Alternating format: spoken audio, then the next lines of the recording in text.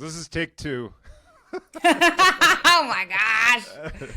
It's all right. It's all right. It's been a hectic day. So we're doing this over again. The first cut didn't make the cut, so we're gonna do this again. So I'm here today with Dr. Charisse Burden-Stelly, also known as Black Left as Fuck on Twitter, who you should follow. So maybe you can start by introducing yourself. Sure. So as you said, I am Dr. Charisse Burden-Stelly, Dr. CBS, as I am colloquially known. I'm an assistant professor of Africana Studies and Political Science at Carleton College, and I'm currently a visiting scholar in the Race and Capitalism Project at the University of Chicago. I am the host of the podcast, The Last Hope Intellectual, which is part of Black Power Media, and the co-lead of the research and political education team for Black Alliance for Peace. Cool. And for those of you who don't know who I am, since we're going to be posting this on several feeds, my name is Nick Estes. I am Kulichasha, or a citizen of the Lower Brule Sioux tribe. I'm also the host of the Red Nation podcast and an editor at Red Media Press. So you and I have been trying to put this conversation together for a while. It's kind of spanned several countries. Yes. So first of all, let's just do an analysis of what happened today. We're recording on the day that the Derek Chauvin verdict came down. So maybe I can just get your thoughts. I know you posted some things on Twitter that are very incisive. So what are your first takeaways of this verdict, and where do you see the movement going? Yeah, so Chauvin was found guilty on all 3 counts, and my perspective has always been that the situation is really a lose-lose for, Black, racialized, oppressed, and poor folks. Because on the one hand, if he had been exonerated, then, of course, that means that, that would sort of empower more cops to kill Black people on camera without impunity, right? But on the other hand, with this conviction, it still presents a particular problem because a lot of white folks, a lot of liberals are breathing a sigh of release. And to them, this actually is justice as opposed to essentially retribution, right? And so in their mind, we no longer have a reason to protest. We no longer have a reason to be in the streets. But of course, as we know, there's always a reason to protest, to be in the streets, and to be organizing and mobilizing for justice. And so in their mind, because we will remain in the streets, then that rationalizes or legitimates violence against protesters, right? Whether by police forces or by National Guards. In fact, we're seeing that happening right now with the the Dante Wright protests that are happening just a few miles away from where the Chauvin trial was being held. And of course, I do think that had an influence on the outcome of the trial. And then the other thing, too, is that they're saying that there's grounds for appeal for this guilty verdict because Maxine Waters encouraged people to stay in the streets or to increase the pressure if he were found innocent. And so so even though juries are supposed to be sequestered, somehow this ostensibly might have had an impact on the verdict. So, and the other thing too is, Nancy Pelosi and her infinite wisdom made a statement today that, thanking George Floyd for his sacrifice for justice, right? And that now his name is synonymous with justice. And so, my response to this is that is peak celebration of anti-Black death in the service of liberal fantasy. She might as well have thanked Chauvin for murdering him because it was the murder that brought people out into the streets that really compelled this verdict. And so to me, it just symbolizes it's just a manifestation of how there really is no justice in a sort of criminal punishment system set up to protect and facilitate a racial capitalist, settler colonial, imperial society. And so, the question is where does that leave us? If it is that the justice system has been fundamentally set up against us, what are we to make of these sorts of really show trials, right? So that's some of my initial thoughts. Yeah, I guess the only thing I would add is more like of a historical context, specifically thinking about the kind of violent history, the violent settler colonial history of a place like Minnesota. And, you know, Minnesota nice, right, is like always this kind of thing. And, you know, there was one thing that, you know, that I was thinking about when you were talking about this is like amidst, you know, this, the deployment of the National Guard, you know, the deployment of all of these riot police, in the anticipation for whatever the verdict is, there's also a mass deployment of police up in the northern part of Minnesota for the Line 3 protesters, right?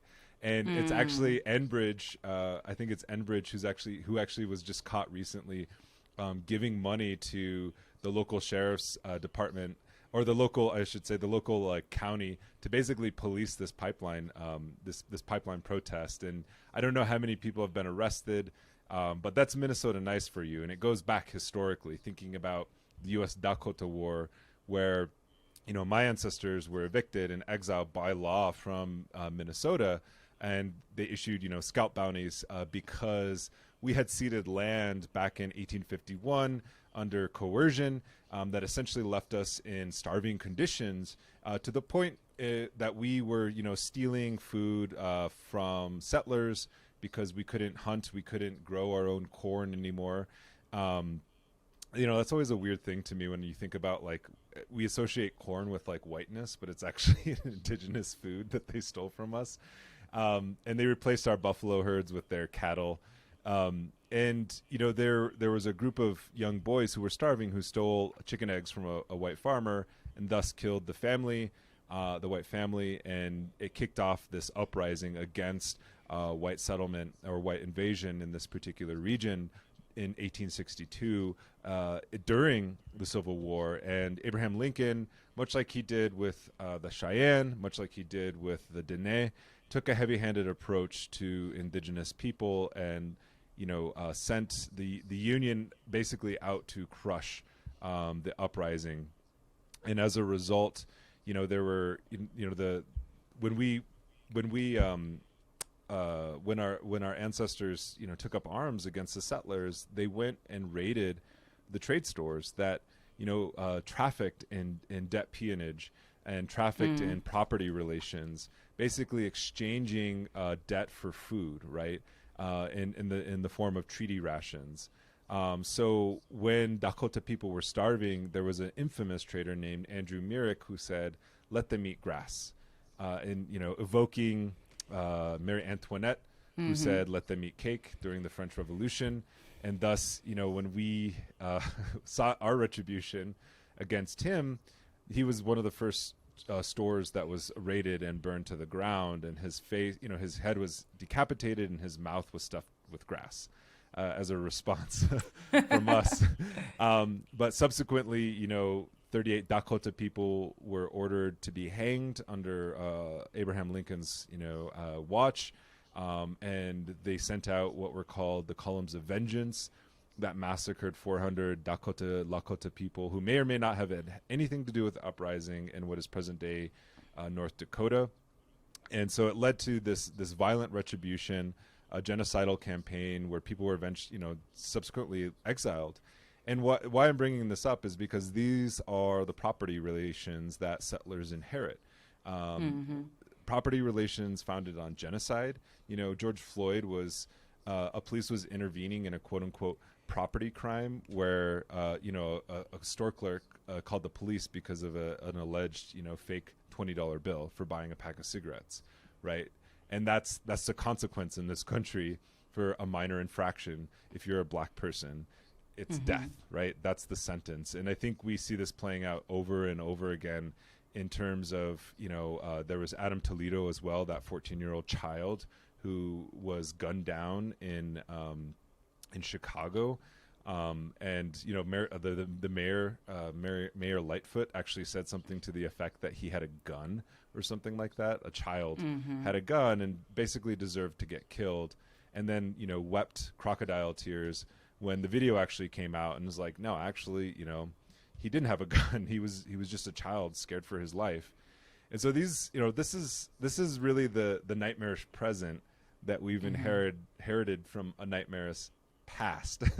And you and I have been in conversation, off and on, but we really wanted to have a conversation today thinking about the intersections of Native and Black studies in terms of imperialism and understanding imperialism and global capitalism, but also talking about some of the divergences.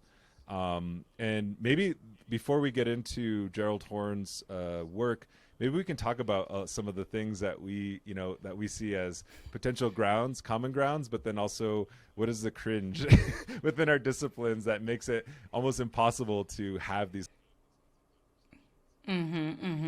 Yeah. So just quickly, the other thing that I was thinking about as you were talking, is like white fear too. And both in the story that you narrated about, the retribution that was meted out against, the Dakota people, is a response to quote unquote white fear and, the savagery or barbarism of the Native people, which relates to ostensibly Derek Chauvin's fear because a crowd of largely Black folks had gathered around him, right? And this was a rationalization for why it is that he kept his knee on the neck of Floyd. Now, mind you, I don't know what murdering Floyd would have done, how that relates to the crowd, but nonetheless, always there's this weaponization of white fear, right? So many police officers who murder Black people, racialized people, poor people talk about they feared for their lives.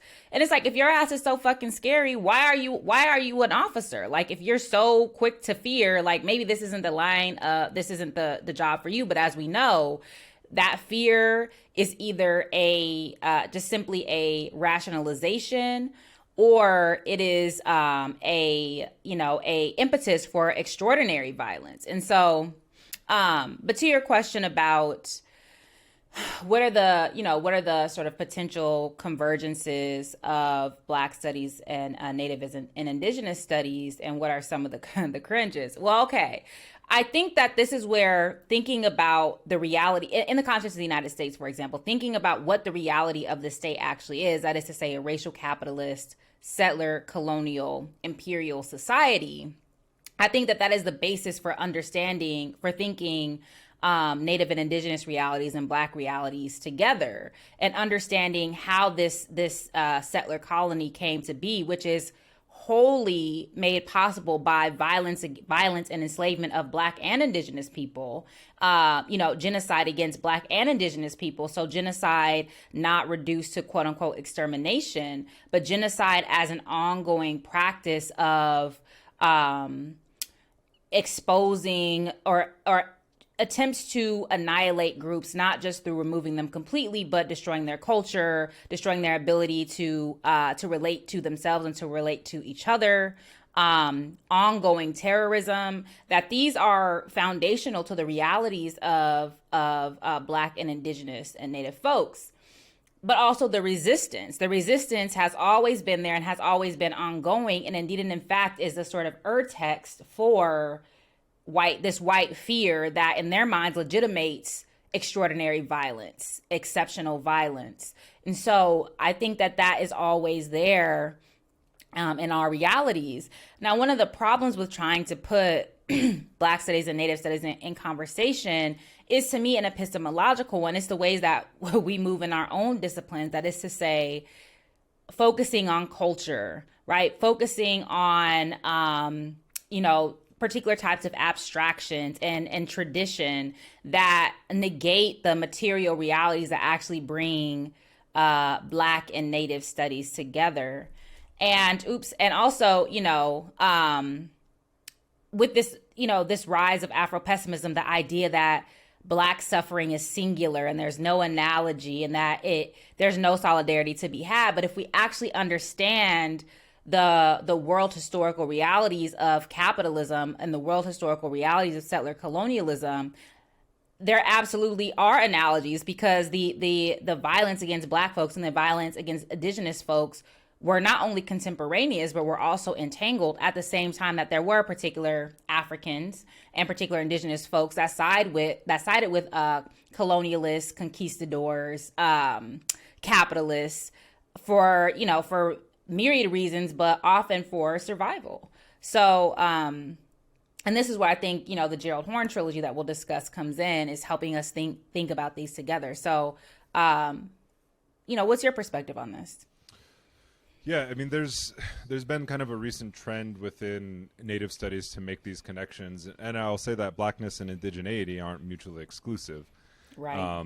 And so I think that's important to set out from the beginning. But I would say that, like, Native studies, and maybe this, I would assume that this is the same with Black studies, as it arose as a discipline, was inherently a critique of was a critique of imperialism. It was anti-imperialist from the very beginning. Like, indigenous studies in the United States was founded in a prison, in Stillwater prison. If you want to put like a kind of like exact date on it, it was founded by Native prisoners who wanted to understand their reality. Why were they in jail? Why was their entire world structured by incarceration? And so in that sense, the Red Power, the people who founded Native studies in prison actually went on to found, the Red Power movements, the more militant kind of iterations of the Red Power movement. So it had this class character that was very fundamental to its origins. These weren't like academics, like, people who went to college. There were people who were from working class backgrounds, who didn't have kind of the expertise, so to say, or the kind of traditional intellectual position that you and I have, but nonetheless aspired for some kind of institution, right? And so, and I would say maybe that's simultaneous with the kind of rising of, or the growing of Black studies as a discipline, but inherently I see indigenous studies or Native studies, or as it's, has many names: American Indian studies, Native American studies, Native studies, indigenous studies. Each of them has their own kind of genealogy. I prefer Native studies, but Native studies as kind of a discipline arose trying to understand the colonial relation between the United States and indigenous people, and trying to fundamentally undo that. That didn't mean that it was an exclusive project. But it also, I think with the idea of like ethnic studies and liberal multiculturalism, then it becomes kind of this, what does Native studies contribute to the fabric of, the multicultural United States, instead of like actually fundamentally it's trying to provincialize the United States and thinking about indigenous people as colonized people. And I would say, the where this has kind of gone astray is decoupling indigeneity from nationhood and sovereignty, and tying it to individual identity. And you kind of said that this is like a culturalist trope, and I would say, like the idea of like the self-narration of the individual undermines the political project of nationhood, of peoplehood, right? Because in this moment in time, we have the definition of politics are at an individual level. How is the individual harmed, and what kind of structures exist to provide healing or to facilitate some kind of justice, when in fact it's like we're moving at a collective. In the past, the horizon of struggle was national liberation, and now the horizon of struggle is how do the perpetrators of violence recognize the harm that they did to me as in my kind of individual identity. So that's where I would say, like, there's a lot to say about that. Like, there's many books that I've read that kind of come to these different conclusions.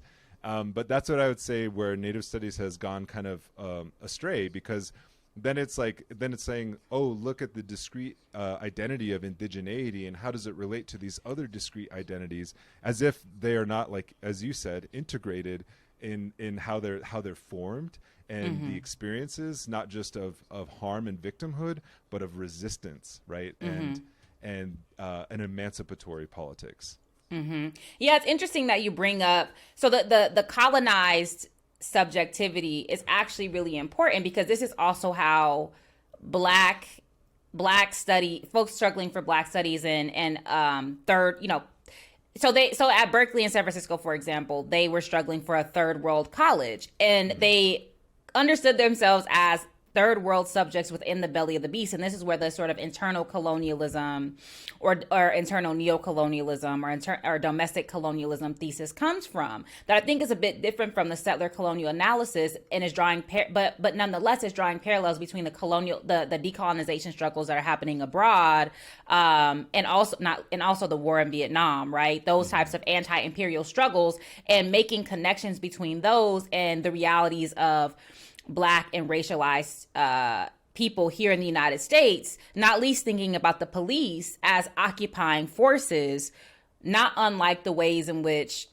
the military serve an occupying function abroad. And so I think but I think what brings together Native folks trying to understand the colonial situation and Black folks trying to understand the internal colonial situation, as they called it, was this structural and material critique, and was this strong anti-imperialism and a self-determination that's rooted in not only a sort of cultural relocation, because that was important, but also a massive redistribution of wealth and resources, and a collapsing of white supremacy that was manifested in like Eurocentric curricula, for example, or the ways HBCUs, historically Black colleges and universities, nonetheless were still run by white folks. Like all of those boards were predominantly white. Even there was a plurality or majority of white folks at historically Black colleges and universities. So those sorts of things that represent colonization, that represent occupation of our institutions. And so because we historically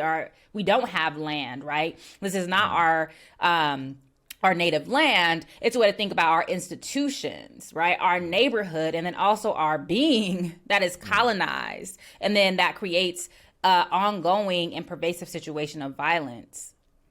Yeah, and I was also thinking, just by reading some of your work and thinking about the traditions that you draw from, especially like the left communist and socialist traditions, there is, that would be a difference, I would say, in Native studies. There isn't an explicit affiliation with something like Marxism, communism, or socialism, or even left politics. It's more of a national liberation. And in some instances, in the more conservative iterations of Native studies, it's actually extremely anti-communist, as I can attest. I've been red baited in my own discipline multiple times, like, which is really hilarious. You get. Yeah, well, Black Studies is absolutely, I get red baited at the National Council for Black Studies, for example, all the time, because there also are those cultural nationalist tendencies, the conservative cultural nationalist tendencies. And there was always a struggle in Black Studies, even from the inception, between the liberals, particular elements of the cultural nationalists, and then the sort of Marxist and revolutionary nationalist elements. And so, so that's also endemic, which is why I study like anti-radicalism in Black studies, because particular factions won out. But in the beginning, because of the context, because of the radical milieu of, contestation of the Cold War and Third World liberation, and the massive rebellions that were happening throughout the country, you couldn't help but have this sort of radical or revolutionary consciousness and understanding. But of course, this gets disciplined out as Black studies becomes institutionalized, and there's a turn to the identitarian, to the multicultural, to the, redistribution gets replaced by recognition and representation, so to speak. And so that's absolutely, and I would say that's actually hegemonic in Black studies right now. We're having a sort of turn back to the Black radical tradition, or what I call the tradition of radical Blackness, and some interest in Marxism. But that is recent, and it still can be culturally codified in particular ways, and not culturalist codified. And so people looking for a structural analysis that's not Marxist, because there's still this endemic anti-Marxism. So anyway, it's struggle.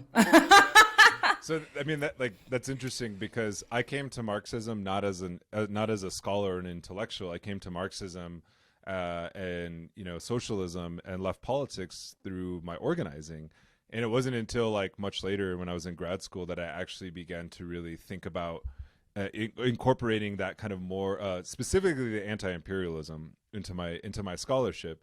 It never never fit. Because there was such hostility. I mean, I did my grad school in South Dakota, which is like probably the worst place to be a communist. Well, there's other worse places to be, but growing up, like that wasn't something that you just like, hey, yeah, you know, I'm a leftist, you know, this and that. But you know, that was something that, you know, I applied to my politics as an organizer, and not necessarily to my intellectual project. And now I don't see them as separate. You know, I don't see like, oh, today I'm a professor.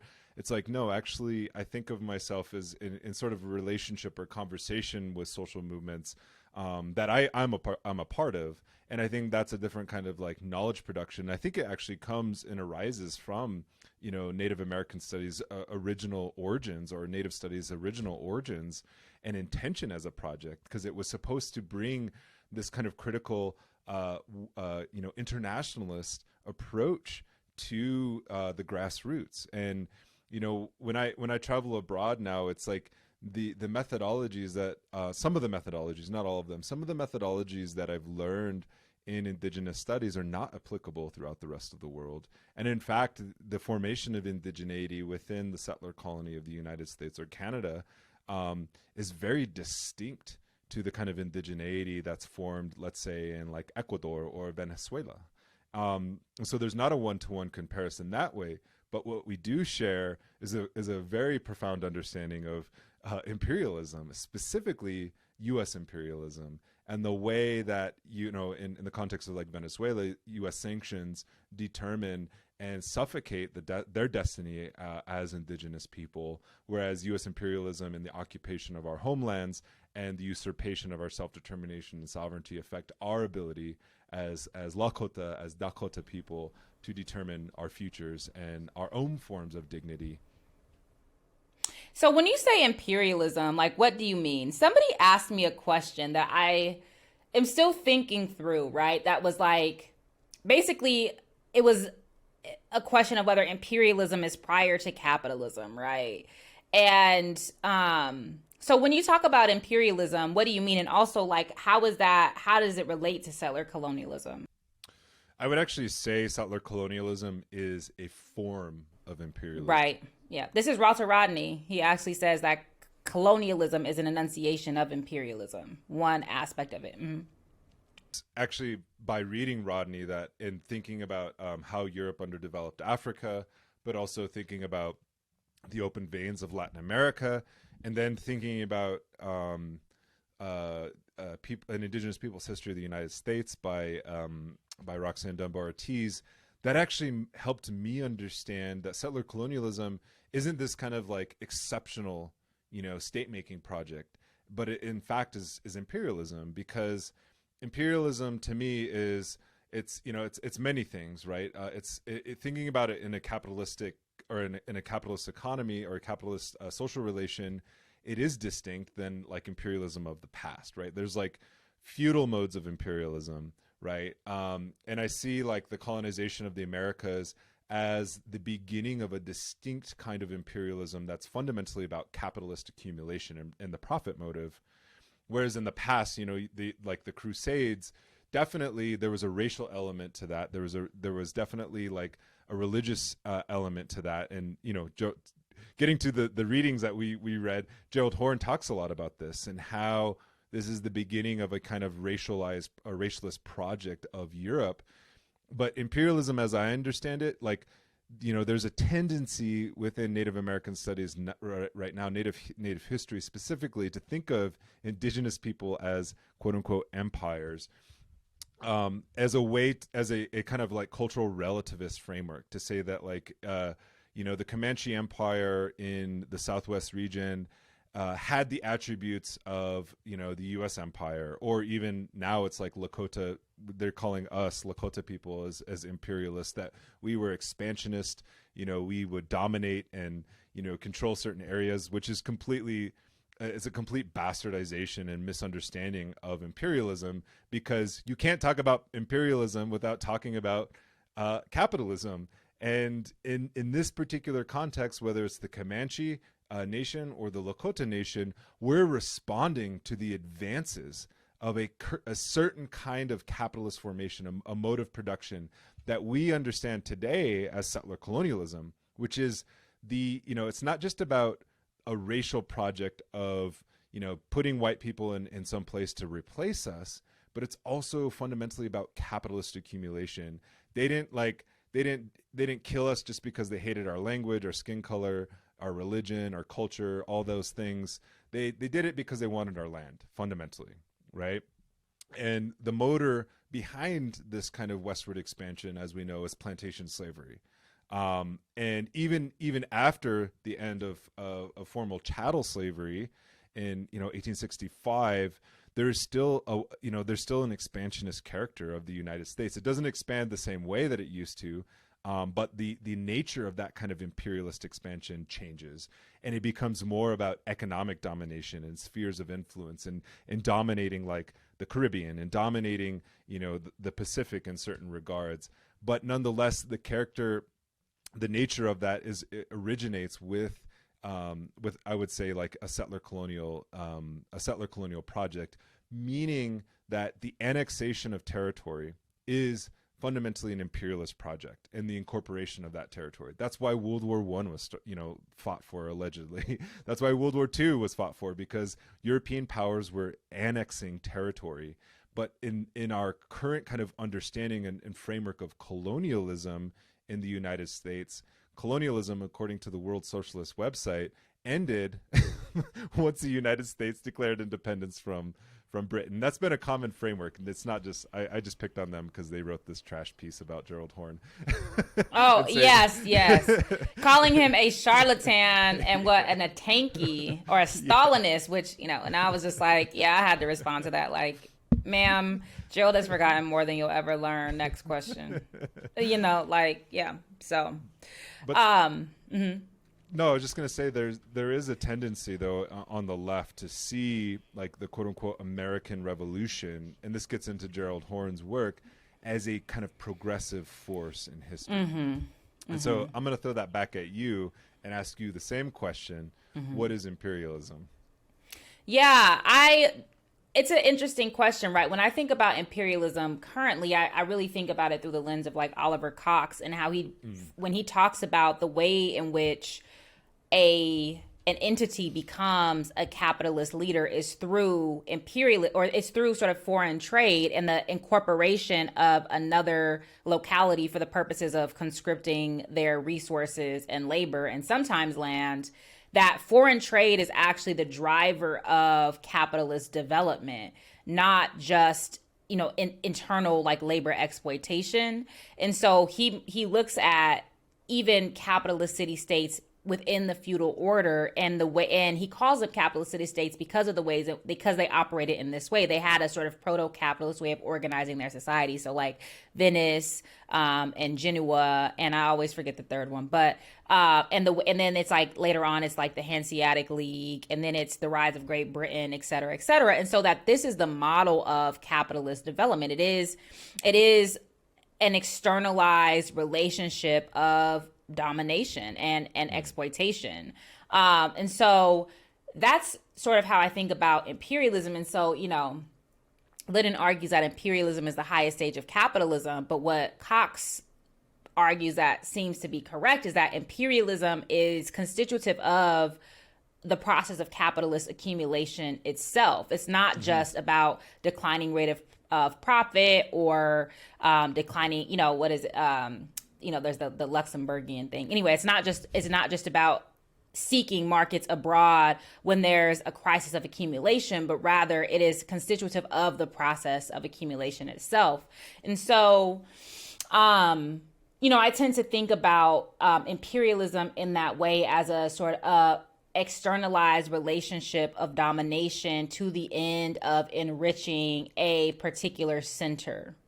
And so, as you were saying, there is imperialism, or there are empires prior to the rise of the capitalist world system, but the specific reason for imperialism with the rise of the capitalist system is for the purposes of accumulation, and is for not only accumulation, but the arresting or the mitigation of accumulation by other centers of power, right? And so it's not just because it's not just to capture markets, but also to keep other forces from capturing those markets as well. And so it's always, and this is why it's always rooted in war. This is why it's always rooted in violence, because it's both offensive and defensive. And this is why, we talk about the first imperialist war and the second imperialist war, i.e. World War I and World War II, because these were imperialist conflicts. And so all of that to say, so that's sort of how I think about imperialism. And so I don't necessarily know. There's this ongoing question of like which came first, right? Like race, capitalism, or imperialism. And I don't know. But I think at a certain point it really doesn't matter, because they become so imbricated and mutually reinforcing and mutually constitutive that you have to think about them together, right? And perhaps conceptually, it's important to lay out which came first. But because even when I read Gerald Horne, it's not exactly clear, because at times he talks about,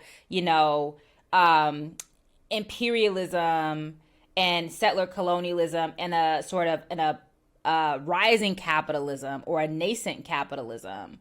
But at other times, it seems as if it is the capitalist drive itself that facilitates imperialism and settler colonialism and then racialization, right? But what's clear is that the material foundations of enslavement and, native dispossession and genocide are what propel like racism as a ideology, or racism as a sort of legitimating architecture, as I call it. So anyway, that might have been some word salad, but that's sort of, that's where I am in terms of imperialism and capitalism and racialization. Well, you use the term like racist capitalism, and instead of racial capitalism. And well, I use capitalist racism in my work. Capitalist racism, that's what it is. Yeah. And can you talk about why you use that versus racial capitalism, which it wasn't first theorized by Cedric Robinson. It existed prior to him, him writing Black Marxism, but it has become sort of a hegemonic term. Yeah, he popularized it. I mean, I did write a piece called Modern U.S. Racial Capitalism. So there is a way that I don't have a dog in the fight of what to call it, but I began to use racist capitalism. I began because there's racist capitalism, there's racial capitalism, there's racialized capitalism, and then I just have capitalist racism just to throw it in the mix, because I'm specifically talking about processes of racialization that emanate from the capitalist mode of production. Because if you read Cedric Robinson, he's arguing that these modes of racialization exist prior to the capitalist form, that they actually emanate in the feudal order. And so fine, if it is that is racial capitalism, then that is a related but sort of a different framework than I don't necessarily happen to agree with that. I think that race making and racialization as we know it are part and parcel of capitalism, right? And that's just, it makes sense only in that framework. I do think there were modes of differentiation. There were modes of ethno-nationalism, religious differentiation that people call race because of this idea of whether or not one had a soul. And that might have informed later processes of racialization. But I think that I think capitalism and specifically anti-Blackness or anti-Black racism together. So it's just a matter of, offering up that distinction. But again, and so it's interesting because when my book was, my proposal and writing samples were out for review, one of the reviewers raised this question, like, do you actually need to use racist capitalism, or can you just like wade into the debate about racial capitalism? And it's like, well, maybe not. But I do think that most people who use racial capitalism do not define it. Right. And that's one thing that I've also set out to do as a political theorist, is to define what the term actually is. So that's my use of it. And I'm still sort of parsing through like the work of Michael Dawson, who uses race and capitalism, not racial capitalism. And then he lays out, he has a whole argument as to why. And so I don't really actually give a fuck what we call it. What I think the point is to understand, for me, to understand capitalism, processes of race making, imperialism, and war together. Those all need to be understood together. And then super exploitation, which is a form of exploitation to which Black people and perhaps other racialized groups are subjected, but specifically Black people. So a process at the intersection of capitalist exploitation and oppression that creates like super profit, right? That is really, to me, the basis of accumulation, is that when you can basically just take some shit, when you could take everything a group has, that's over and above the simple exploitation of like the white working class. So yeah, I mean, that's essentially what Rodney talks about. And there's a difference between like for indigenous people, within the Americas, it's the resources that we possess that we never possessed that then have to get dispossessed from us. So we have to be assigned possession of them in the first place. So there's this weird double dispossession that's going on where and I think Horne does a good job at this, as well as all the other kind of authors that I talked about. But what we're talking about in like Marxist terms is a form of primitive accumulation or primary accumulation, meaning that these are being introduced. The capitalism is being introduced. The capitalist mode of production is being introduced through enslavement, through dispossession, through enclosure, and through genocide. And where I would say that based on the work that I've read from you and listening to you talk, but also where like Native studies situates itself, is that actually primary accumulation is still ongoing for indigenous people, for Black people, in the sense that we as indigenous people weren't seen as not within the context of settler colonialism in the United States and Canada, weren't seen as valuable for our labor. Initially, yes, there was enslavement there, but it wasn't to the degree to which there was African enslavement. And our primary mode of racialization was extermination and erasure, right? And that fundamentally differs from the kind of racialization of African people themselves and the continent of Africa, although there is still genocide. And I think that's where I think there's a key kind of missing link in a lot of this, is because we think of genocide as just the straight up slaughter of people. And that did happen. Yeah, and it did happen. But genocide, even in its most conservative framework, has a very wide kind of definition. And what I like to kind of bring up is like thinking about how boarding schools for indigenous people originated. The idea actually originated from the military, the U.S. military, that was made up primarily of Union veterans who were exterminating, engaging in wars of extermination on the Western frontier, and this was like working in tandem with Reconstruction, in the sense that once kind of political, favor for Reconstruction waned and they withdrew the federal troops, they didn't just like disappear. They went west. They went west to exterminate Indians and to fix the Indian problem once and for all. And the Frontier Army was actually an amalgamation of Indian scouts, white settlers, and quote unquote freedmen. And so these Civil War officers, these veteran Indian fighters, they saw the Union Army as a kind of civilizing force that brought into, in all of these kind of different groups into one kind of fighting unit. Everybody could, Indians, Black people, and white people could all organize around killing Indians, because in a settler colonial society, it's organized around the elimination of the native. And so what the differences that they saw within the Army, specifically Pratt, he was an officer at the time. He saw that he made the comments, and he wrote extensively about this. He said the difference between the quote unquote American Negro and the American Indian was that the Americanization process of Black people stripped them of their homeland, stripped them of their language, stripped them of their culture, stripped them of their natal kind of birth of a mother and family, completely destroyed attempted to destroy the African family and the African identity and culture, to the point that they became moldable citizens. And so we need to replicate that kind of assimilation or genocidal process on indigenous people by removing the children from their families, taking them and placing them in a place like Carlisle, Pennsylvania, which is a military barracks. It's one of the oldest military installations in North America, and completely remolding them, stripping them of their culture, their language, everything that African slavery did to African people, we want to do to the American Indian.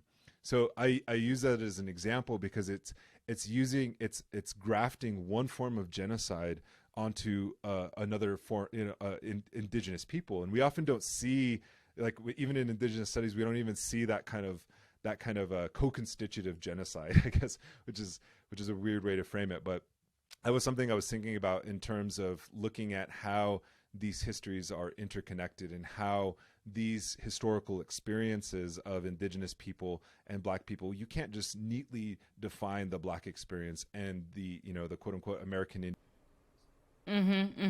No, I think that's an excellent point. And also thinking about something that you talked about earlier in terms of, like, the U.S. is not exceptional, but the processes of racialization and genocide are unique to the U.S. because even Black Americans, being a minoritized group in a settler majority society, is different than even the Caribbean or the African continent, right? Where there is settler colonialism in Rhodesia, South Africa, right?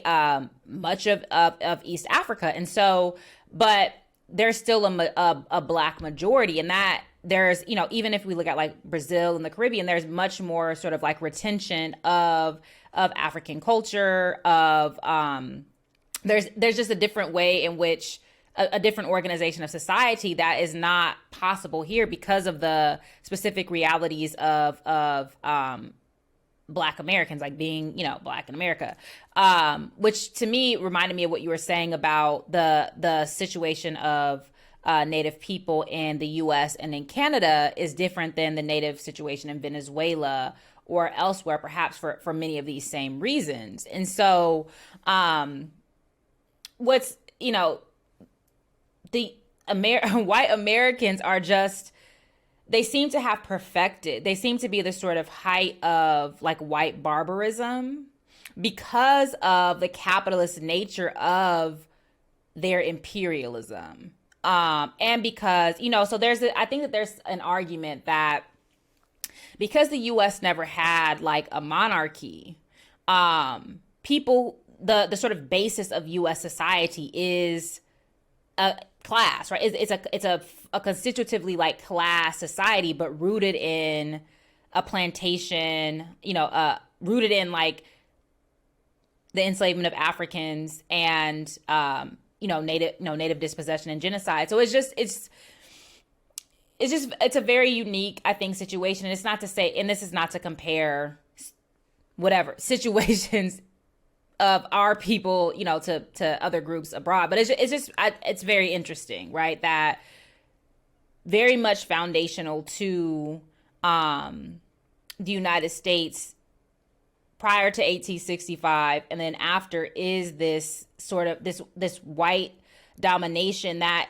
has this inclusive and exclusionary thrust. And so I talk about this elsewhere as like the contradiction, and for Black people, the contradiction of like value minus worth, but there's also like excess and lack. There's also this need to include, but to also fundamentally exclude. And it's because of the ways that the Black situation and the Native situation are foundational to this society. Like you cannot, and so that wasn't very articulate, but that's sort of what I was thinking about as you were speaking.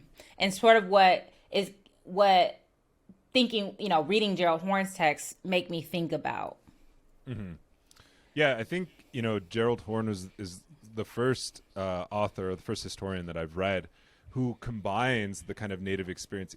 He begins kind of backwards. He kind of does it in a backwards way, where he begins with his first book is the kind of revolution of 1776, which is wonderful, but it's not entirely, This one. It's not entirely inclusive of indigenous people, but it's telling it from this kind of African experience. And then, of course, he goes back a little bit further with the apocalypse of settler colonialism, where he begins to actually explore. Yes. Where he begins to explore these convergences of indigeneity or indigenous and African experiences, specifically around the question of slavery. And he actually gives, I think a very good analysis of the differences of African slavery versus native slavery, but nonetheless acknowledges that that native slavery did exist and it is a form of genocide. And then, of course, he goes even back further, delving further back into the dawning, the dawning of the apocalypse of settler colonialism. Which I think is my favorite of the three books.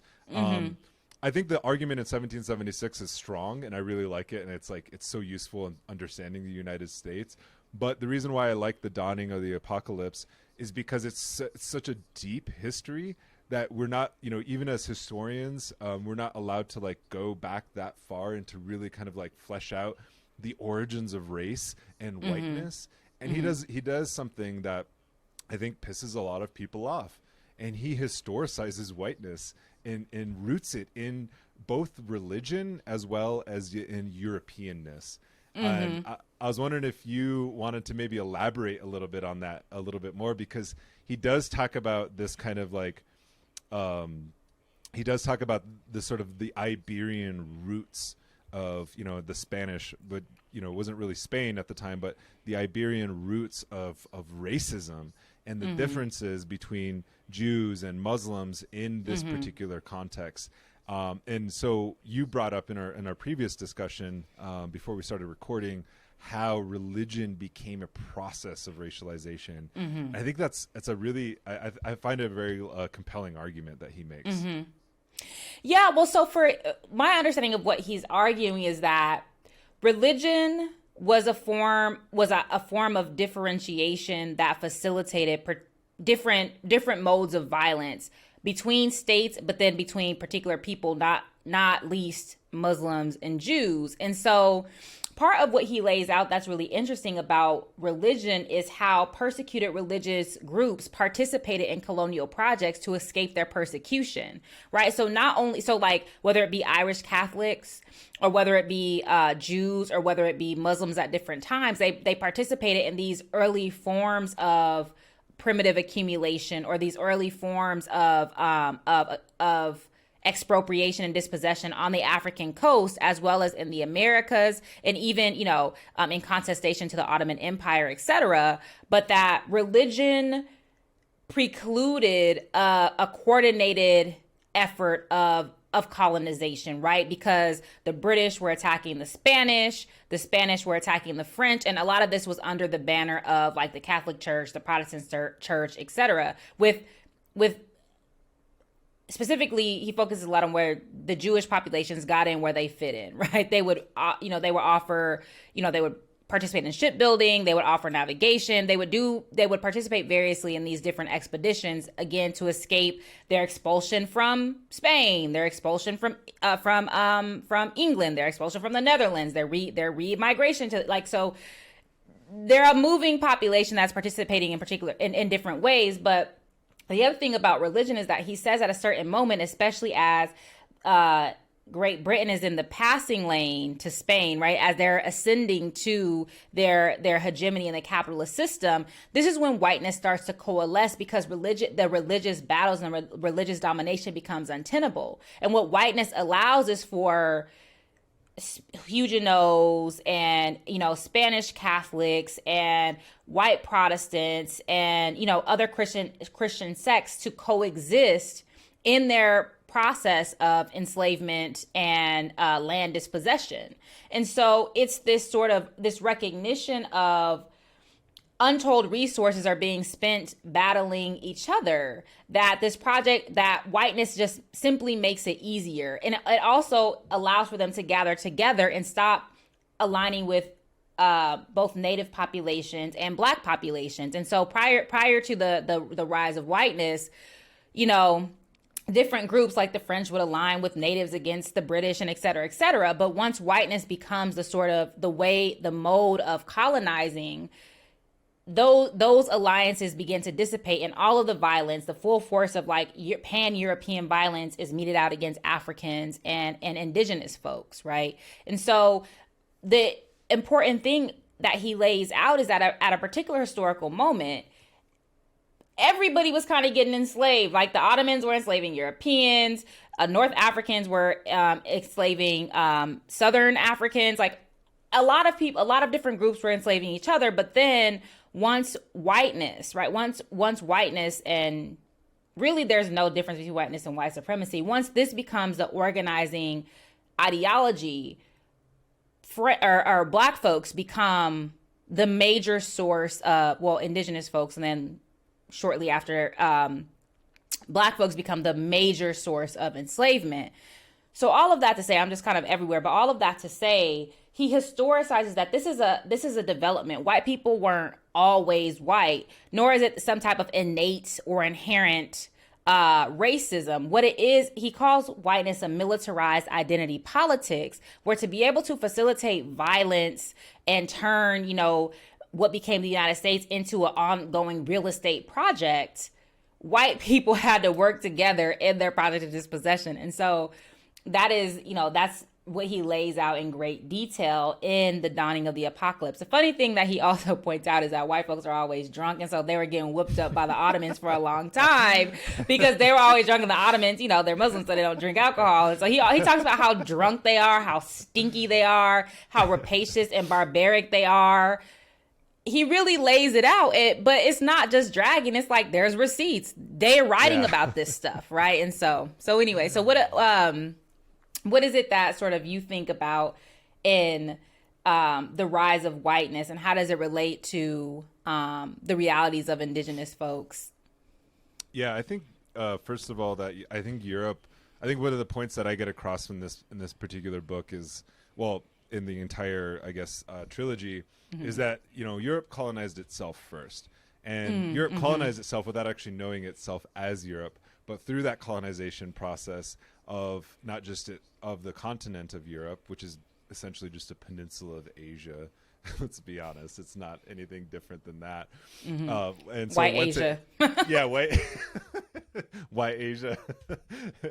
But like that colonization process begins there, and it's exported to the rest of the world. And so that's the birth of capitalism, is through colonial, as we discussed earlier, is through expansion and through capturing markets and through foreign trade and all of these things. And so it's inhered in that kind of ideology. And I would say that it's fundamentally a religious project at the very outset. You have these papal bulls, and we know the papal bull of the Doctrine of Discovery, which literally divided the world, the hemispheres of the world. It's the first kind of color line, I would say, that's being iterated, to quote or to evoke W.E.B. Du Bois, in saying that this part of Africa belongs to the Portuguese crown, and this part of Africa belongs to the Spanish crown. This part of the world, essentially the hemispheres of the world, belongs to each of these colonizing monarchies. That was without really the knowledge of the quote unquote New World, or the Americas. And so that racial project of expansion gets imported to what becomes the Americas, right? And as we said before, that this wasn't like a there are whiteness begins to become or becomes we see the origins of the kind of organizing principle of whiteness or white supremacy, but it's not entirely fully developed, right? And so you still see the competition of these empires. Britain is overtaking the rest of the kind of European monarchies, but it's not a foregone conclusion, right? And I think this is important what he brings up, and he keeps mentioning that the United States isn't inevitable, but it's important to see the choices in history and the turns in history that made a kind of racialized project of the United States a reality. Because how do you invent Israel, right? How do you invent Zion, right? That's what this was. That's what the United States was. It had to be invented out of whole cloth. It wasn't just it wasn't just an accident of history. It wasn't just kind of like you threw in a bunch of ingredients into a bag and shake it up, and then all of a sudden the United States comes out. Like these are like deliberate processes that, like, violence is literally baked into that cake, right? Into that mixture. and whiteness is literally baked into that mixture. And I was thinking about the resistance. He begins the dawning of the apocalypse with in 1523, and thinking about the Spanish colony that never came to be. The first European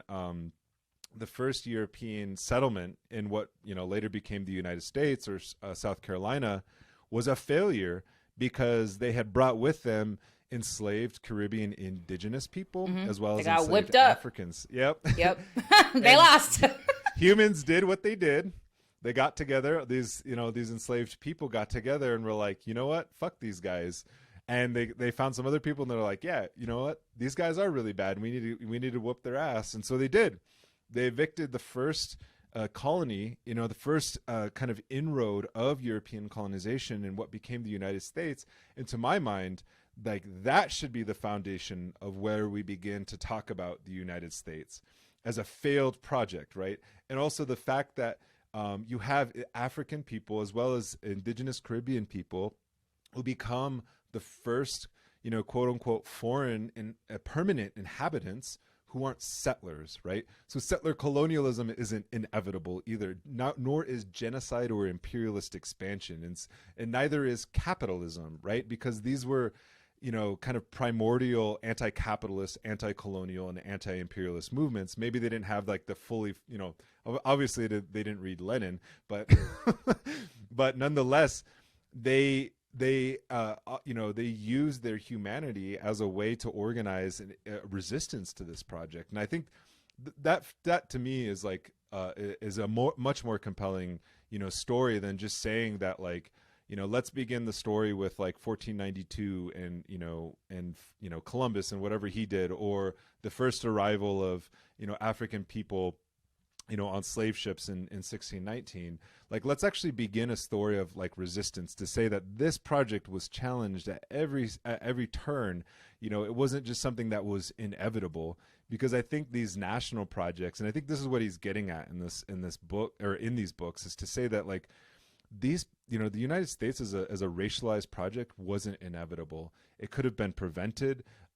Actually, there was a massive organized resistance even to the founding of the United States and the Declaration of Independence, and that's why they named both, Black slave revolts and indigenous resistance on the frontier within the Declaration of Independence as things that needed to be combated, because it's essentially a counterinsurgency document as a founding principle of the United States, as well as a racial grievance, right? Because those were actually grievances. There's 23 grievances, and two of them were about one of them was about Black and indigenous people in the same breath.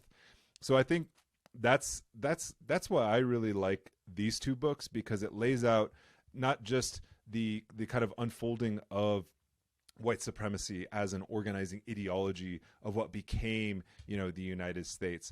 And in fact, the United States is an extension of Europe. It sees itself as an extension of Europe. So too, like in every settler colony, white Anglo settler colony, like Rhodesia, or even Israel, right? Israel's literally a product of European imagination. What do we do with all the Jewish people we don't want? Let's create and fabricate a state and dispossess people. And most of them came from Europe, right? And so that's what this project is. And I think it fundamentally upsets not just the kind of like status quo and what is now U.S. history, but it also upsets, as we have seen with the World Socialist website attack on people like Gerald Horne. It upsets this kind of like teleological narrative that you had said that like, oh, there was no feudalism, there weren't feudal relations prior to the founding of the United States, because the United States was the first nation born entirely as a capitalist state in history, right? And that's what makes it unique. But also that the founding of the United States wasn't a progressive project. In fact, it was a counter-revolutionary project. Mm-hmm. Yeah, as Walter Rodney says, it's the first state in history that's also founded on like Black unfreedom, right? It narrates itself as, this bastion of freedom and liberty. Meanwhile, you have a huge population that is unfree, and this is constitutive of the founding of this nation, right? That is something that's like world historical, and we can't really move away from that. We can't ignore that. That's not just a footnote. Like, that is central.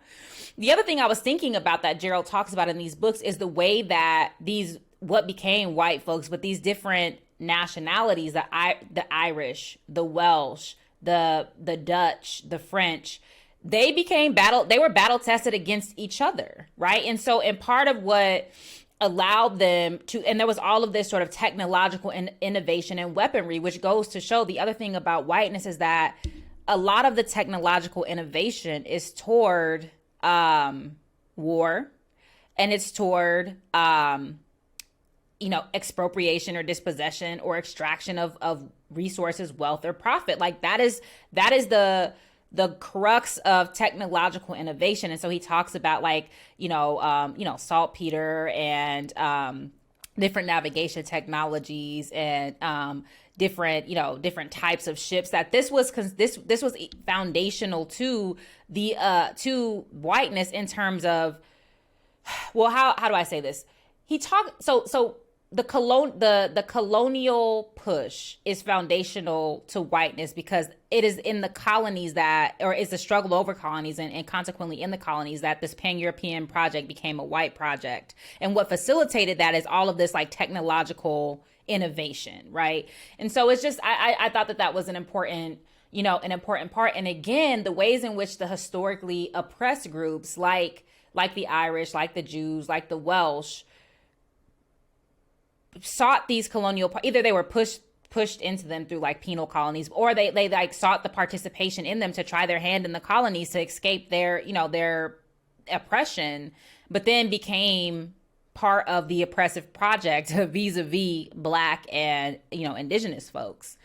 And so it's just, there's no getting around the violence of whiteness, right? And the inherent will to dominate that is endemic in whiteness that we see in like a Derek Chauvin kneeling on somebody's neck for 8-9 minutes. Like, this is not anomalous. This is part and parcel of that project. And we also see it in Pelosi's statement when she's talking about George Floyd sacrificing his life for democracy and justice or whatever.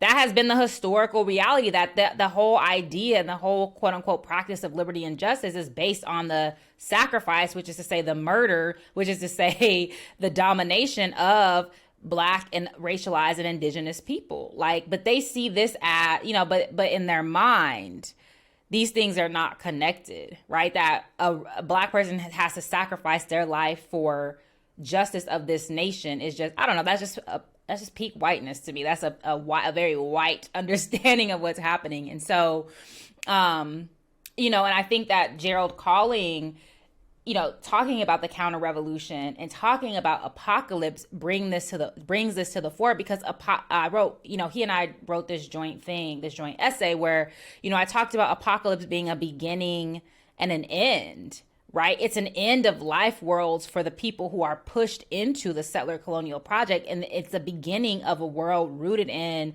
domination, dispossession, expropriation, and exploitation. And so I think Gerald's works are so offensive and so odious to white folks, to especially, liberals and conservatives alike, because they want to believe in this linear progress narrative so bad.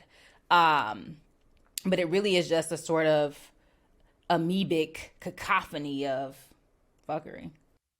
Yeah, I mean, it's nice to have like a redemption narrative. And I was on a call, or I did a podcast one time with a very well-known scholar, I won't name names, and I was saying that the Constitution is inherently anti-indigenous and anti-Black. Like, you can't get around. It's fundamentally a racialized project. Like, Western liberal democracy is the antithesis to indigeneity. It's the antithesis to Blackness. It's the antithesis to, because it promotes this kind of like aggrieved subject who, has like quote unquote civil rights, and needs protection from the state. And it's like, well, we should just have a state or not a state, whatever you want, or a society where we don't need these kind of negative rights. Why don't we have affirmative rights, like economic rights, or like rights to housing, and they were very, They were very offended by what I had to say. And it was right after the Capitol riots. And I was like, but you do understand that, like, they're invoking the same kind of nationalism. They're invoking the same kind of project that you're invoking as a person of color that's literally targeting your very existence. They want to kill you with the Constitution. Like, that's what the secessionists cited in at the beginning of the Civil War when they decided to secede. They cited the spirit of 1776.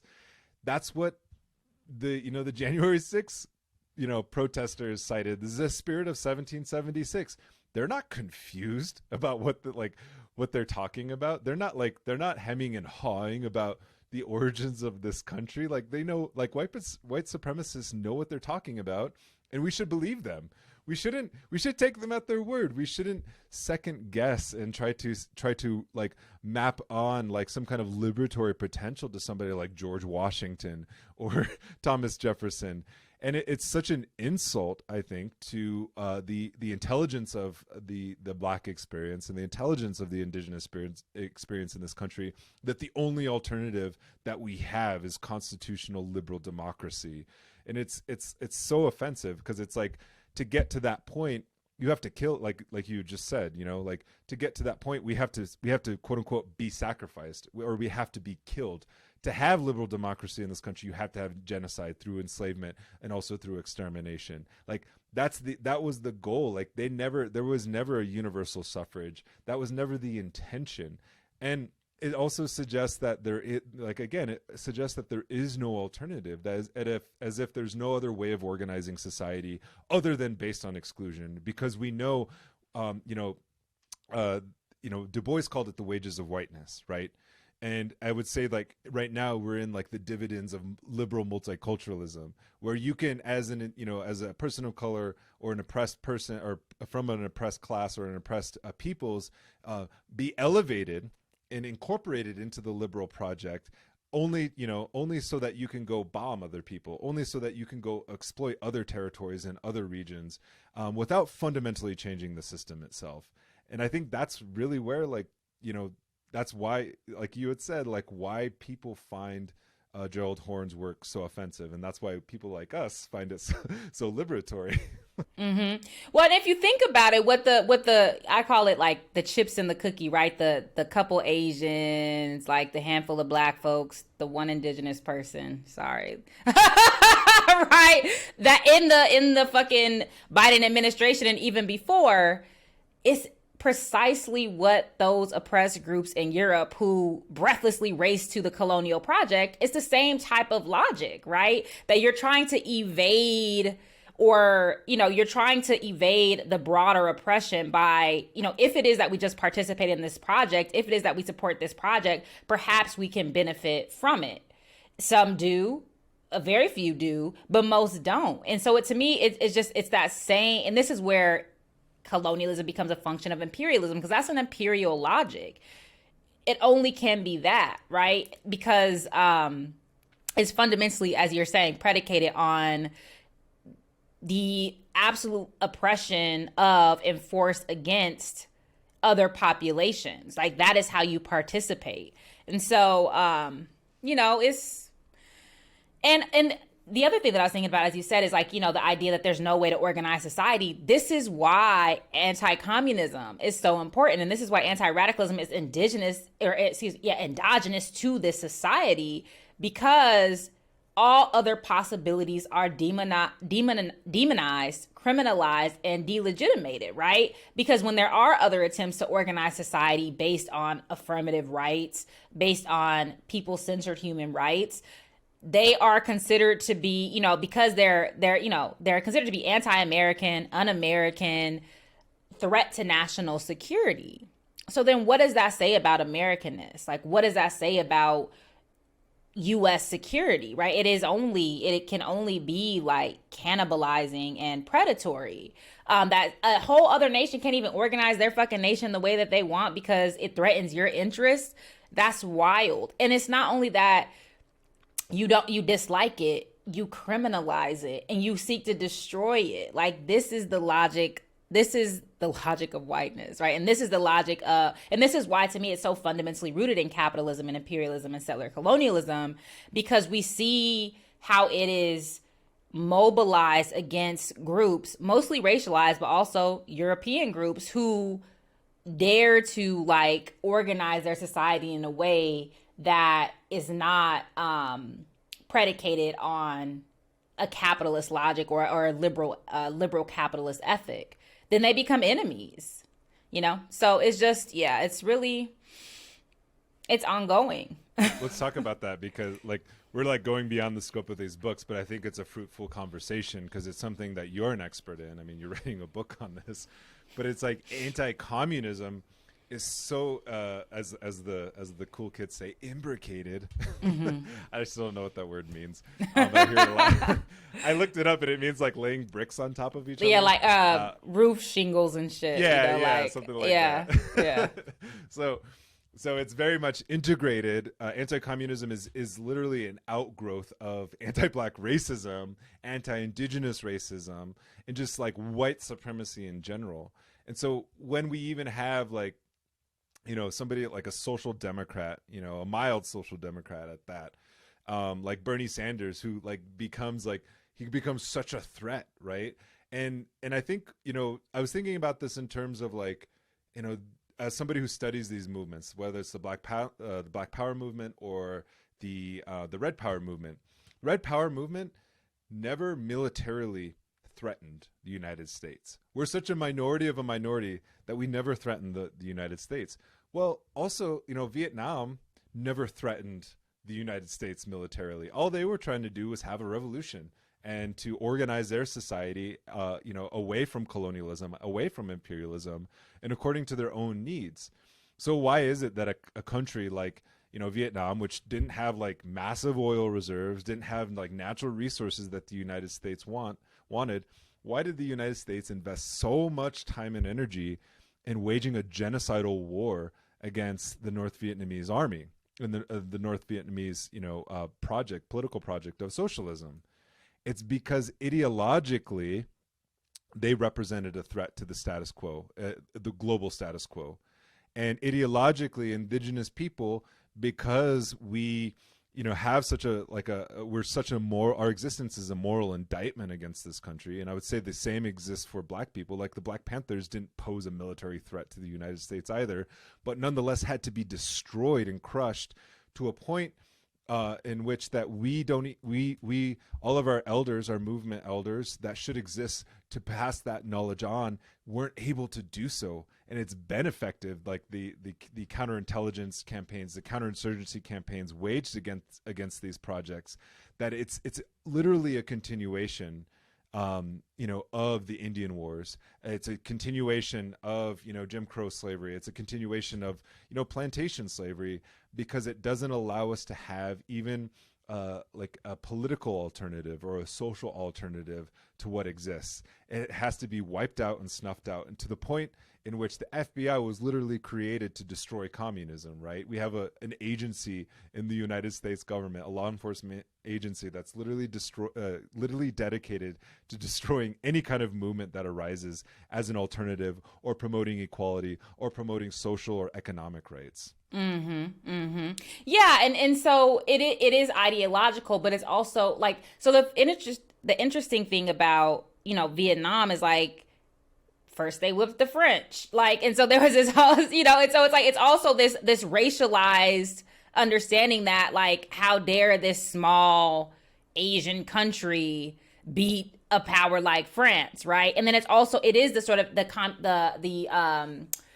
the anti-communist logic, right? Because again, remember, colonialism or imperialism is both defensive and offensive, right? It's like, even if we don't want anything there in terms of resources, the Soviet Union certainly can't forge these ties with these countries, right? Like, and so you have to defend the resource. You want to have the resources for yourself, but you're also defending them from others. So, like, you know, and then that's why there's all of these hot wars in Angola, Mozambique, you know, and elsewhere. And then there's also the crushing of like the Grenada Revolution. But the thing about the Black Panthers, I think, and revolutionary nationalism and black folk, like, revolutionary action movement, folks who took up Marxism, Leninism, Maoism, etc., is also that, they don't pose a military threat, but they do pose a particular type of existential threat because of how they were challenging police as occupied forces in these communities, because of the ways in which, we were demanding controls of our neighborhoods and institutions. And if it is that you need a captive labor force, or if it is that you need to have a group that maintains not only a reserve army of labor, but that also you must control how they're understood, how they're incorporated or excluded from society. When this group is fundamentally challenging that mode of organizing, it presents an existential threat to the racial order and also the economic order. And so, this is why for J. Edgar Hoover, the free breakfast programs were just as dangerous as the Black Panthers showing up to like the state capitol with their AK-47s, because, if the community can take care of itself, and if the community, if Black Panthers are taking care of the community, there's a consciousness raising that comes with that. And so, and then also, Black people are always already seen as like the internal threat, as always potentially subversive, as susceptible to foreign influence. And so all of the uprisings that were happening throughout the United States that were a response to almost always police brutality and police repression, right? In conjunction with horrible economic and political conditions, report after report is like, these are communist inspired, outside agitators, communist influenced, or they point out how the people who believed in Marxist Leninists, like the Black Panthers or the Brown Berets, or AIM, that these groups were inciting the rebellions. And so ideas, and this is, this going back to like the 1948 Smith Act trials, ideas are actions, right? Ideas stand in for it. It's, if you believe in a particular way, that is overthrowing the government by force or violence, right? And so this is how, anti-communism morphs into this attack on the Black liberation movement and, these different, indigenous, Chicano, Asian liberation movements, because all of that architecture that was, meted out against communists then becomes applied to racialized folks, and then red baited, right? Red baited to legitimate crushing them. And so, the nefarious or the stupid part about that is that claiming that is foreign inspired is saying that we are okay with our oppression, right? That we actually are not unhappy, that we actually love being dispossessed and love having dilapidated housing, horrible education, getting our ass whooped by the cops. We're like, we have peaceful relationship with the whites. It's somebody coming out from elsewhere who are either inciting us to be mad or who are themselves coming in and rabble rousing. It's not actually the local populations. Which is crazy, right? And which is the ultimate form of like disrespect and white madness, really, if you think that Black or other racialized people do not recognize and are not discontented with our lot, right? That we just like our oppression. So anyway, to me, that's what I see as, and then the other thing is like anti-communism is just the sort of post-1917 articulation of like the anti-anarchism, the anti-socialism, the anti-abolitionism, the anti-labor movements, anything that's radical, anything that challenges the racial order or the economic order, is the state seeks to crush it. It cannot accommodate that at all. And again, that just attests to the sort of the barbarism of since the founding of this society. Yeah, I think, it's having studied state repression in this particular moment in time in the 60s and 70s, targeting organizations like AIM, the new communist movement, the anti-war movement, the Black Panthers, and the Black freedom movement in general, one of the primary concerns of the FBI was trying to understand what quote unquote foreign relations did these movements have, with like communist inspired plots, like specifically Russia and China, or the USSR and China. That's what they were interested in. And you mentioned the AK-47. I don't know if there was ever an AK-47 that the Black Panthers had, but there was instances within the American Indian movement's militant takeovers, like of Wounded Knee, where somebody had like an AK-47 that didn't even work. That they were Vietnam, they were in Vietnam, and they came over and they had kind of like a souvenir and they brought it, but that became the image. Because what is the AK-47 associated with? It's associated with Soviet communism or Chinese communism, right? And so it became a way to cleave divisions. And when you look at the congressional reports, like Cointelpro's primary, it was about disrupting and demonizing leaders of these movements, but it was also about trying to uncover, quote unquote, uncover foreign plots. And so it has this kind of double move where it's like, not only are these domestic, domestic insurgents and domestic terrorists, but then they also become foreign inspired domestic terrorists. And so it makes the demonization of them much easier. And I would say it's a very effective way. And looking at how looking at the documents that do exist from the FBI, the Cointel program was historically, it had a beginning and an end, right? It targeted the communist movement and kind of went into Black Panthers as well as AIM and the student movement, student anti-war movement, but it ended. And what we understand from the FOIA documents, those released through the Freedom of Information Act, are only the failures of that movement, or the failures of that program. We don't understand the successes because they're considered state secrets. And so when we think about modern movements, there's a call for spontaneity. There's a call for actions that don't have demands, that are quote unquote leaderless, and there's an anti-organizational sentiment. I'm not saying that's like an FBI sentiment, but it's saying it's in response to this era of like targeting. It's op-ish, like it might not be. It's op adjacent at least. You said it, so I didn't have to say it. But that's what I think of, because when you read the FBI documents, it's like, this is what they're trying to do. They're actually trying to make sure that there is no structure of change in this country or in this land, that people can actually get organized and defeat these kind of systems of oppression, right? Because they understood these as dangerous. Like, as you said, they weren't just ideas, right? They were real manifestations. Like, you can't just eat ideology. You can't, like, that doesn't make any sense. Like, people were actually being clothed. People were actually, their needs were being met. Their social, their psychological, their emotional needs, as well as their physical needs. And when your politics is based on those four things, it requires a hell of a lot of organization. It requires a lot of discipline and a lot of leadership, right? And so, I don't know where I'm going with this, but I do know where I'm going with this, but in this moment, in this climate, when people are calling for autonomous action and spontaneity, I see it, there's kind of like a left anti-communism as well, against kind of organized movements.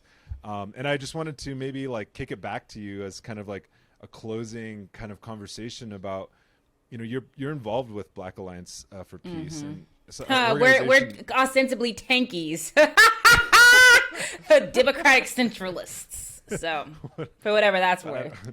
I don't even understand that, because when people who've called me tankies have called for military intervention in other countries, and I'm like, what does that make you? Like, you're literally like, calling a droney, a sanctiony, a sanctiony. But I think like let's bring it all back home, because Horne is really talking about a geopolitical, a geopolitical kind of movement, not just on behalf of imperialism, but on behalf of the people who are resisting imperialism. And so understanding like even the so-called Revolutionary War, the counter-revolutionary war of 1776, every single indigenous nation allied against what became the United States because they understood it as an existential threat to their, to indigenous nationhood and continued existence. And as Gerald Horne documents in the Counter-Revolution of 1776, the enslaved African people as well as freed African people understood that if American colonists got what they wanted, it would mean more bondage, more suffering, more exploitation, and more genocide. And so when we talk about, and that's why they allied, with Britain. So when we talk about the geopolitics of indigenous and black liberation, it has to include, projects in the global South. It has to include an understanding of the United States' position in holding back the rest of the world from gaining their freedom. And that's the task. That has to be the task of Black studies. That has to be the task of Native studies. And this was at a particular moment, there was a linking up of, there was an internationalist orientation, an internationalist sentiment that got disciplined out by programs like Cointelpro, by even civil rights, because you grant civil rights on the one hand and then you crush the left on the other, the left, which is internationalist in scope, right? And so Blacks, and so there's a critique that, St. Clair Drake talks about how as Black studies becomes more and more institutionalized, it stops having this internationalist framework, save the anti-apartheid move. Now, the anti-apartheid struggle. That's all I'll say about St. Clair Drake. But we have to get back to that foundation when we think about the demand for Black studies as a more relevant education. What is relevant? Relevant is not getting jobs. Relevant is not becoming part of intersectional imperialism. Relevant is not, buttressing identity reductionism, where all that we care about is the body that somebody's in. We don't pay attention at all to their politics. Black studies cannot be a project that's amenable to continued negotiation of our immiseration. And so to me, this is what, Gerald Horne's trilogy gives us a correct analysis or a way to understand how we got to where we are and why, history doesn't repeat itself, but it rhymes, right? Why is it that we're still getting shot by the cops? Why is it that, indigenous folks are still being dispossessed, right? Why is it that, any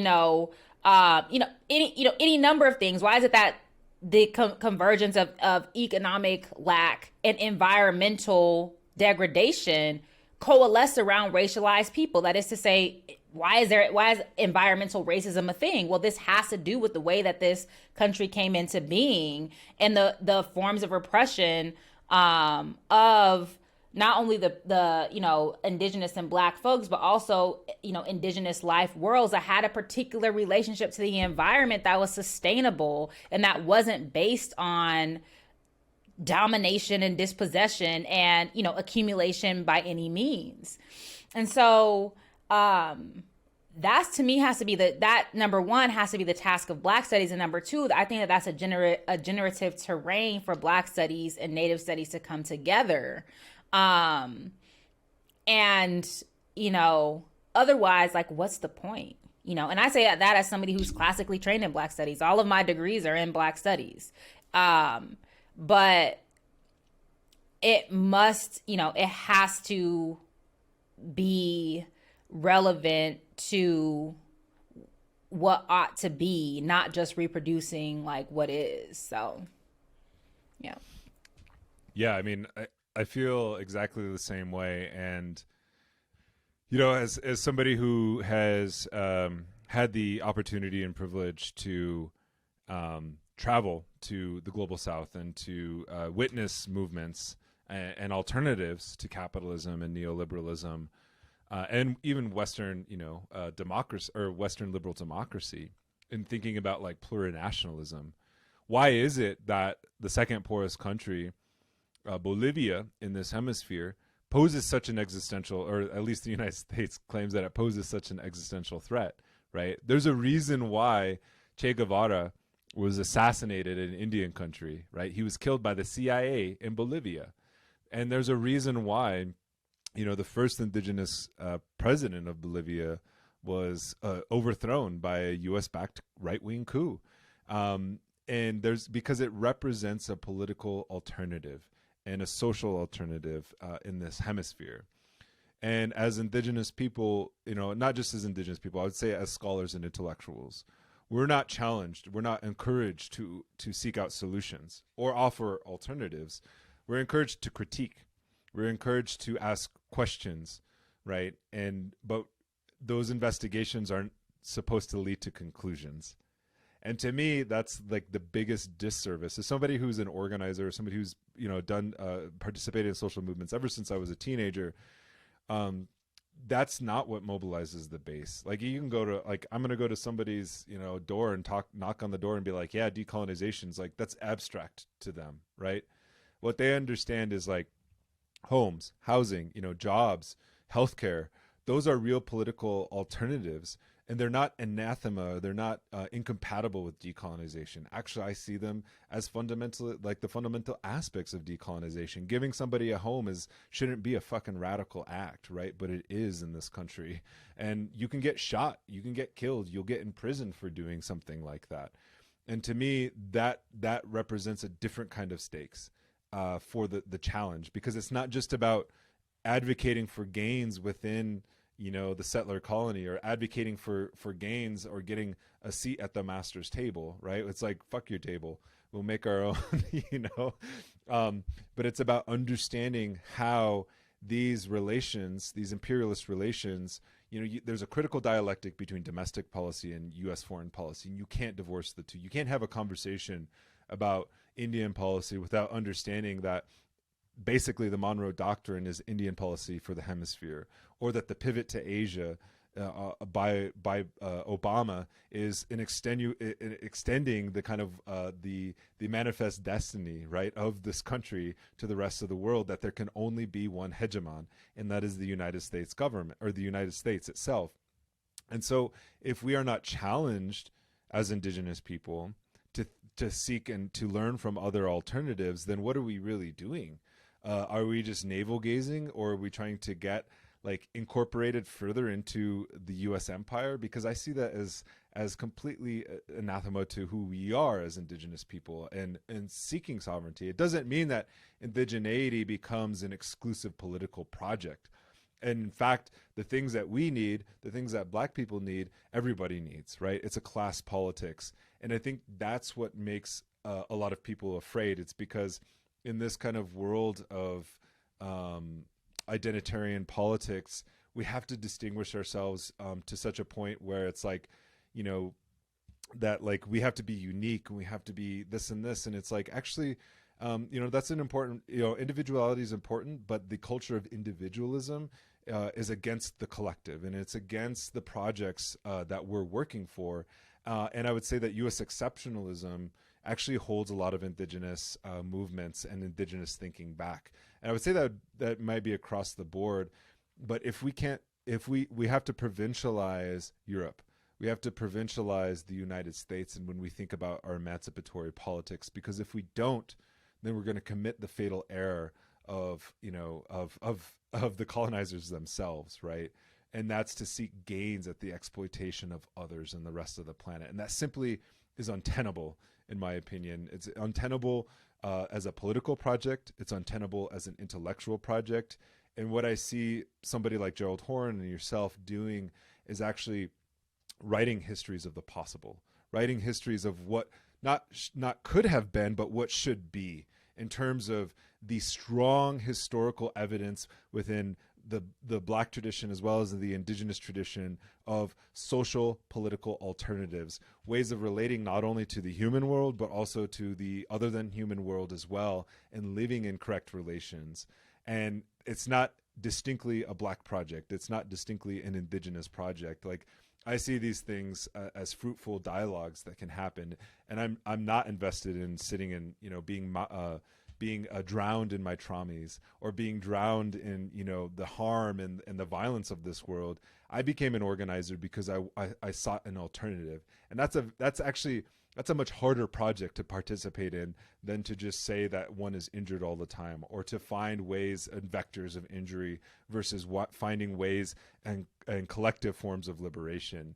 And that, obviously goes beyond the scope of, what we're tasked as intellectuals in the academy, but it should be a priority. It should be something that we think about as, I don't even like the term radical, because like, why do we have to be different? Like, this should be the normative political project of every responsible human being, is to, how do we undo these systems? As we say in Lakota, the ultimate goal of your life on this planet is to be a better relative, right? To not only the human world, but to the non-human world.